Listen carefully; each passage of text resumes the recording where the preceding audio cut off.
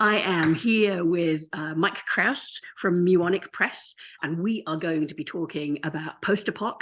We had prepped to be talking at 20 Books in Vegas, and then I wasn't able to go.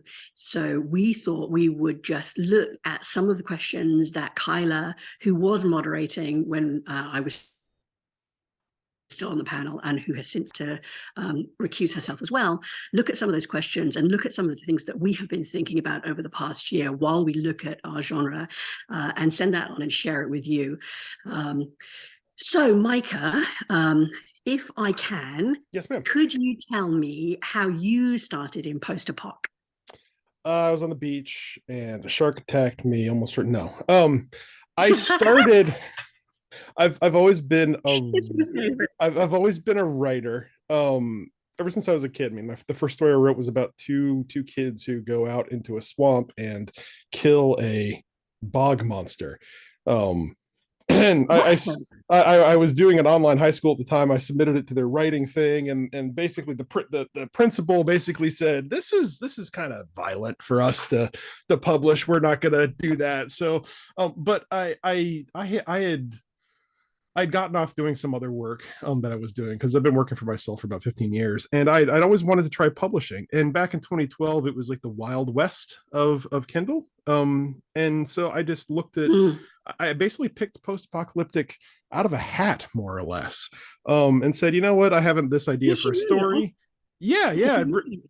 So I mean, it was, I had an idea for a story. It sort of fit into post-apocalyptic, and I didn't know anything about genres at the time. I was just writing something that I enjoyed, a story that I enjoyed. But it did really well. That series, that was So Final dial Dawn. back, was this the Chernobyl one? No, Did you actually begin? no. So it was Final Dawn. That one sold 250,000 copies in its first year. Oh, And then I wrote the Chernobyl one just on the side, sort of. yay. Just because I thought it was fun. It wasn't really post-apoc. It was just, again, I think that was the first one of your books. I'm sorry, say again. Say again. I think that was one of the first books of yours that I read. Oh, okay. Gotcha. I mean, I'm sorry, I'm a bit far away from the computer. No, you're good. You're good. I think we're getting a connection lag. Yeah, I mean, okay. I didn't know anything about genre. I didn't know anything about genre or what was popular or how to write to a genre. I was just writing something that I enjoyed. And that's where I got started with it. That's fantastic. And you stuck with it because you sold hundreds of thousands of copies, or because you loved it, or how did it evolve? How did MUONIC come into being? Because now you have your own publishing press. Yes, ma'am.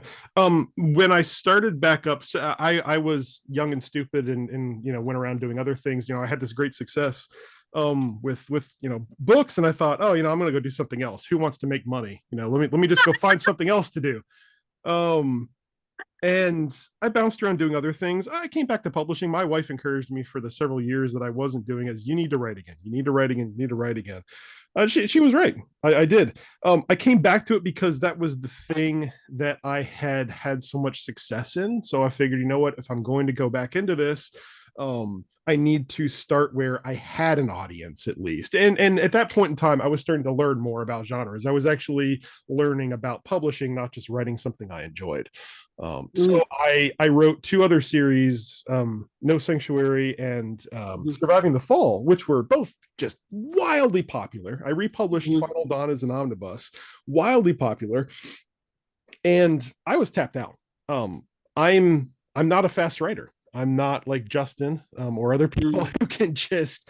You should just back up and tell people who Justin is, because I believe that Justin is partially unicorn, but we should give him a shout out because he is absolutely stunning. Can you just talk a little bit about Cyborg? Justin? Yeah, Justin Bell. He's been working with us since basically the beginning, and he is basically a cyborg. I mean, the man has a high level IT job that just consumes him, and he also manages to get several thousand, if not 10,000 plus words written a day. And he has a family, right? He also has a family. So I don't understand. I'm not like that. I write clean words, but I can't write very, very quickly. And Mhm. so that was what really led me to say, I need to get other people involved because I want to make this stable. I don't want it to depend on just one person's output as to the stability of everything, because if there are multiple people writing, then people who finish one series, they'll read another series, and you get this sort of stability going on, and more production going on as well. So can I ask you about that? Because we've never really talked about this. You must have to wear very, very different hats for writing and running a business. Mm-hmm. And how do you switch between those two things? Because I don't think I can switch very quickly. I generally have a business hat on when it comes to everything, even the writing, but the writing, Interesting. because I'm focused on writing what readers want more than what I necessarily want to write. Mm, Fortunately, I can line those up pretty well. It comes relatively naturally for me to line up something that's fun for me to write with what readers want. mhm. But there's a change. I mean, I spend a lot of my time, looking over manuscripts, doing advertising, dealing with, Amazon issues, all that kind of stuff. And then I Right. also am writing on, my stuff on the side as well. Mhm. It's not really that big of a switch because, at least for me, because I think that I do have that eye towards what do readers want, when it comes to everything. So that's very interesting. So it is a version of right to market that's just slightly different. There's just a slightly different spin that you always have your business hat on. I like that a lot. I've Mhm. never thought about it that way. You Um, can, and not everyone can do that. I mean, you have folks who just operate with an artist hat. They just want to write what they want to mhm, write, whether someone wants to read it or not, and all the power to them. I mean, if someone wants mhm, to do that, that is fantastic. If you're looking to try and make money consistently, I think you have to force yourself into a business mindset. mhm. And writing to market, that term you just used, that's a term that's really loaded, that people Mm. will denigrate. To me, it just means you're writing what readers want to read, not what you want to Absolutely. write. I don't understand why people denigrate that at all, because Yeah. as far as I can tell, as you know, I've made a couple of switches in the last few years and I've been writing in a couple of different genres. And one of the genres that I'm writing in gets a lot of flack from readers because they believe that it is very, very predictable because the Mm-hmm. trope at the end of it is happily ever after. And my response to that is, well, goodness sakes alive, let's have a murder mystery without a dead body. Let's have a police procedural without any police. Right, right, I exactly. mean, anytime you go into a genre, there are genre expectations, and what your readers want are what's in that genre just through a different lens. And for my money, the different lens is character. I mean, the Mm-hmm. apocalypse is quite different, and there have been some exciting apocalypses coming out of MUONIC. Yes. But I believe that it's character driven, and it's character that makes the difference in 100%. post-apoc. 100%. 100%. Yeah, and that's, I mean, the audience, there are different, I guess, subgenres in post-apocalyptic. Right. We cater to an audience that's largely women, that's largely older women and Mm-hmm. older conservative women more than anything else. Mm-hmm. There are other readers in there, but that's the dominant audience. And so when you think about, if you know who your audience is and you get feedback from them on what they like, and you do research or do whatever you got to do, you can figure out how to give them more of what they want. And if you have a different So talk audience to me that, about how you do that research. How did you build that? so at the beginning, I Sorry, I used, talked over you. no, you're good. You're good. I did at the beginning. I did a combination of surveys in the email funnel, and I mostly heard back from women, and then I also did Facebook ads and saw that the audience that clicked was mostly older women. Mm, So between those two things, it's like, okay, so you have some kind of anecdotal data in the form of who actually responds to emails, and then you also have this data from Facebook that shows very clearly, hey, most of the people who click on your ads, who like your posts, who do these things, are older women. And so then you start talking to them, then you read their emails and you say, oh, they say we like this or I like that, and at least for our readership, I guess I can sort of summarize it by saying that they like to see themselves and or their family and friends in the characters. They Mm, like to imagine, oh, this is what I would do, whether it's the homesteading side of things, whether it's the journey home side, whatever tropes you're talking about. They like to see themselves or their family in those situations and imagine, oh yeah, I could do that, or oh, my dad did this kind of thing, or my son, I can imagine him doing that, etc. So mhm. that's what they like. That's what they like to see.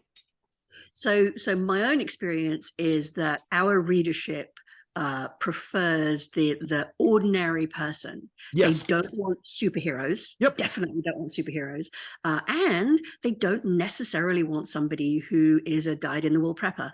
They want somebody who comes up against these challenges and rises to the challenge. That's my experience of it. Yes, and I do think that having a hardcore prepper, or someone who's sort of, even if it's not hardcore, sort of in that line, like someone who's just prepared and aware, is a Mhm. very good thing. But someone who's got 30 years of food and weapons and a nuclear bunker and all this other stuff already prepared, if they aren't going to face a challenge. And so regardless of the type of person it is, they need to come up against a challenge. They need to have the challenge overcome them. They have to grow, et cetera, et cetera.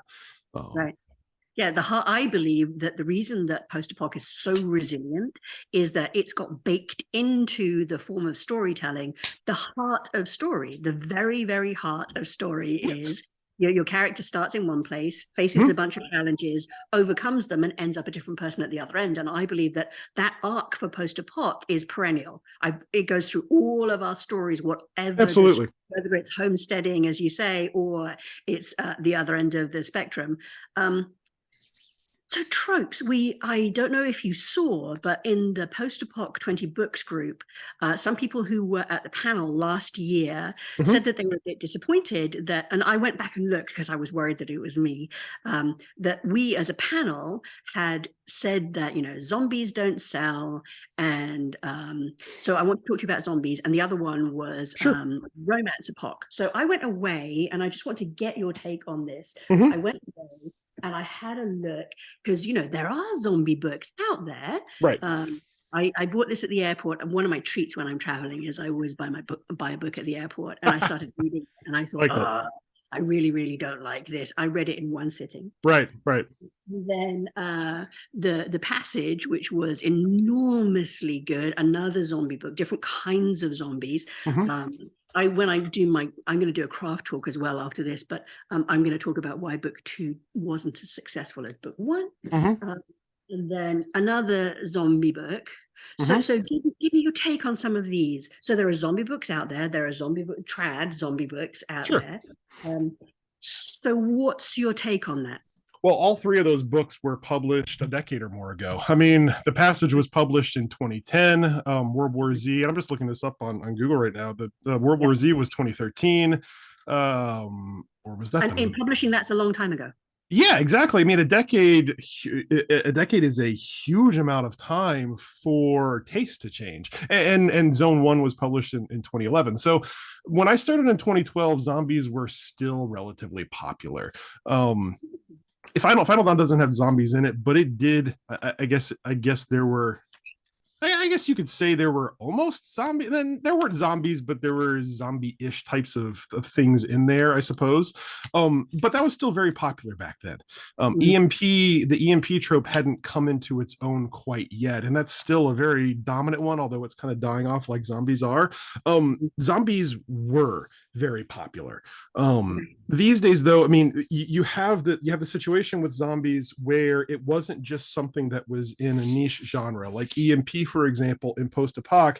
I think some of its staying power has to do with the fact that it hasn't entered an oversaturation point like zombies, because Okay. zombies are in Marvel movies, zombies are in the trad space, zombies, there are tons of zombie movies that are big The Walking blockbuster Dead is budget. that all of us, yes, all Yes, us were watching zombies at some point. Yeah. exactly. And The Walking Dead was back when it started as a comic. I mean, zombies weren't at the saturation point where they are now.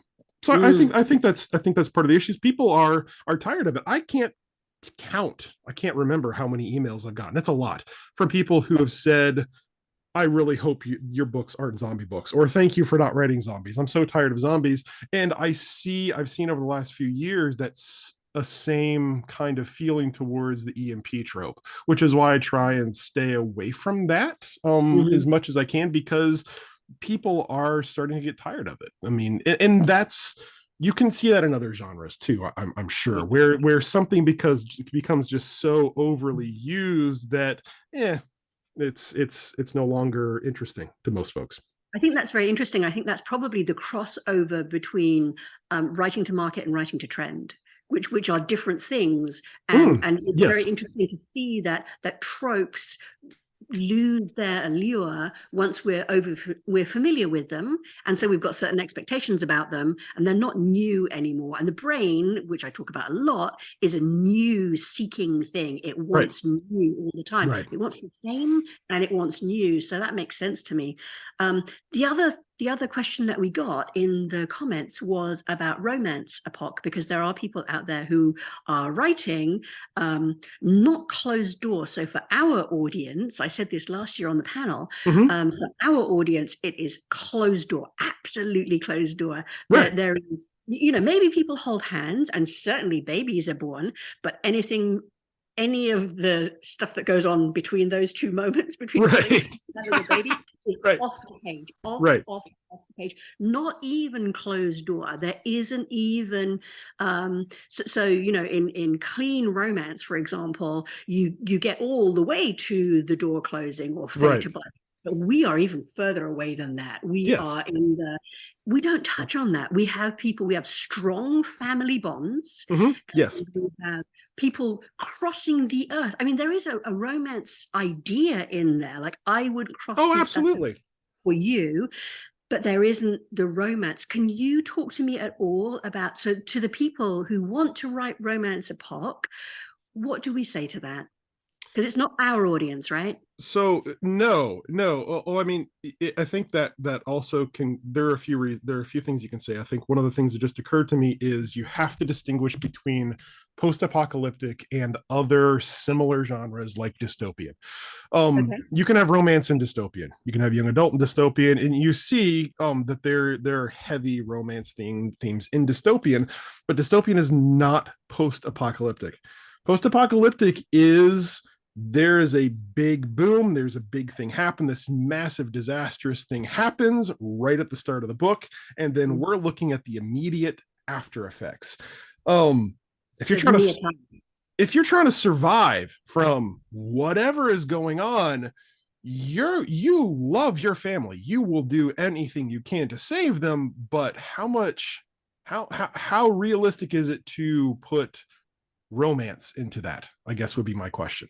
A year, once things settle down, sure, once things are calmed down, once the event is over, but when that event happens, you're talking about survival, you're talking about trying to get to your family, trying to save people, trying to stay alive.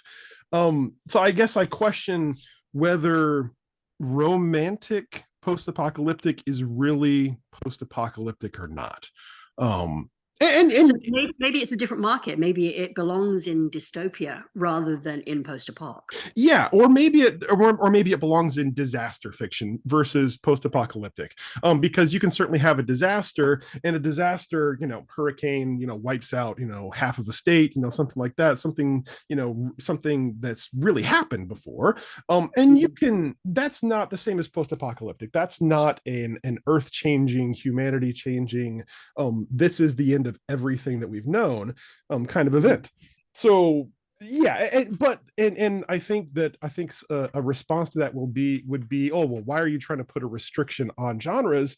I wouldn't put magic in post-apocalyptic. I wouldn't put shifter romance into post-apocalyptic. I mean, there are some conventions that you have to follow, even if you don't necessarily like that. I mean, you cannot follow them if you don't want to. But again, I think that gets to the artist hat versus the business hat. What are you trying to do?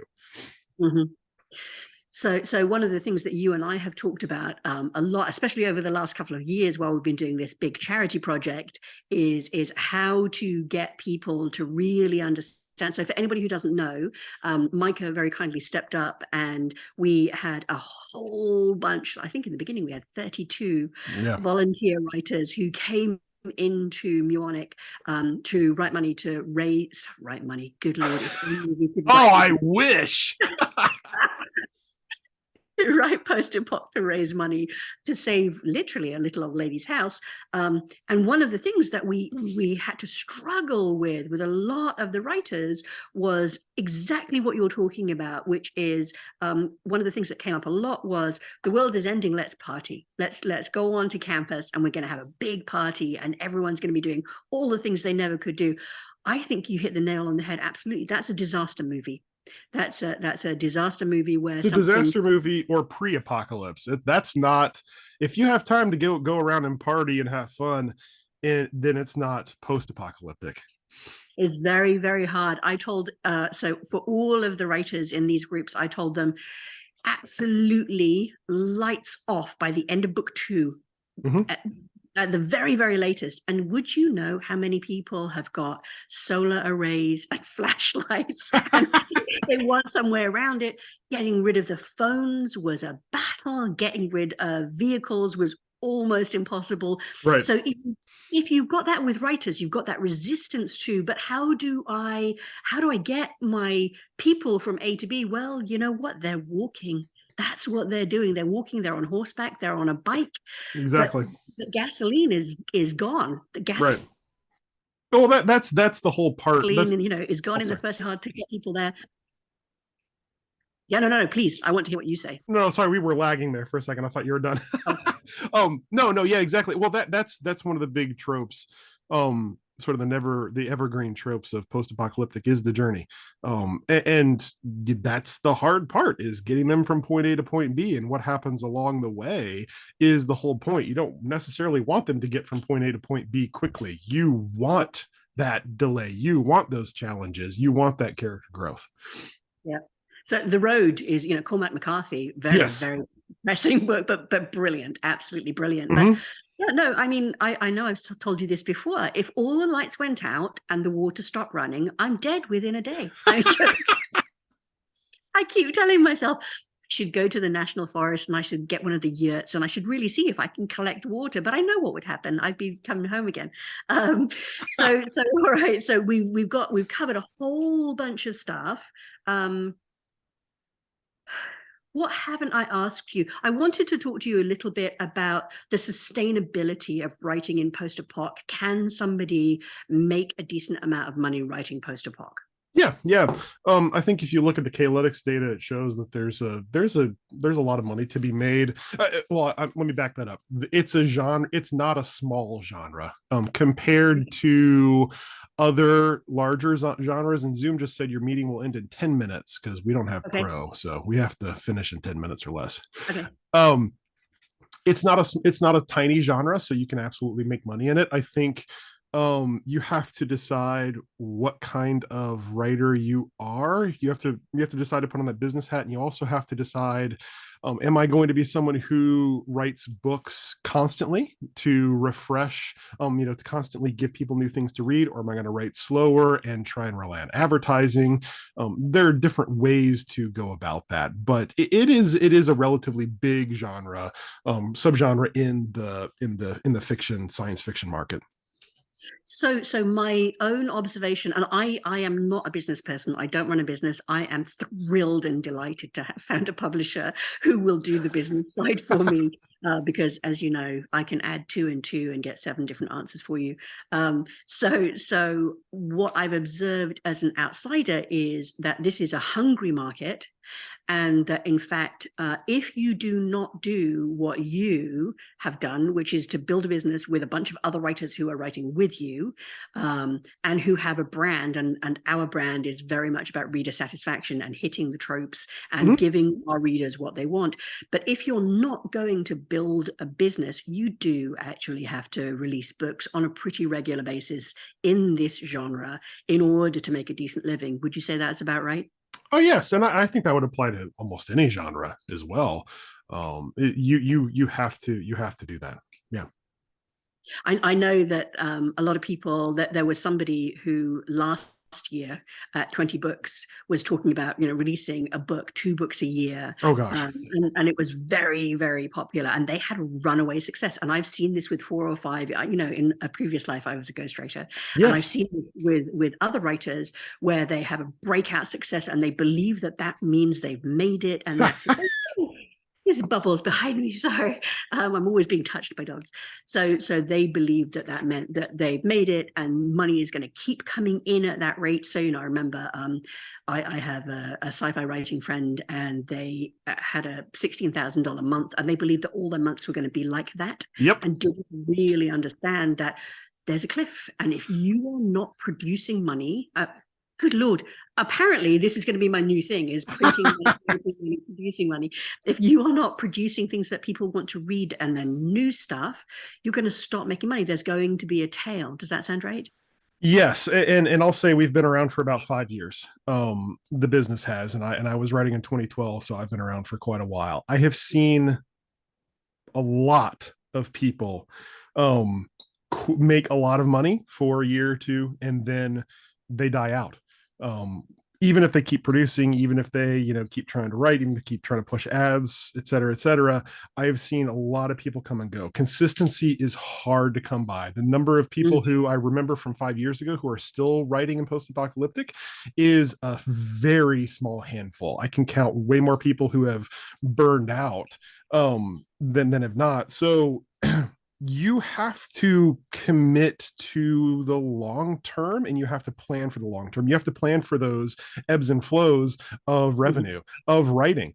I've been sick for a couple of weeks now, and I've been so delayed on things, and which is a huge pain in the butt, but I have enough leeway built into the system that I can do that. If you don't have things if you don't account for things like that, for life in general or for other things, you're going to find yourself staring at that monthly number quickly dwindling and not coming back. It's definitely a challenge. It's hard. It is exceptionally difficult, and that's one of the things that I'm loath to be publicly proud of really anything about the business, but that is something I'm very proud of, is that we've been here.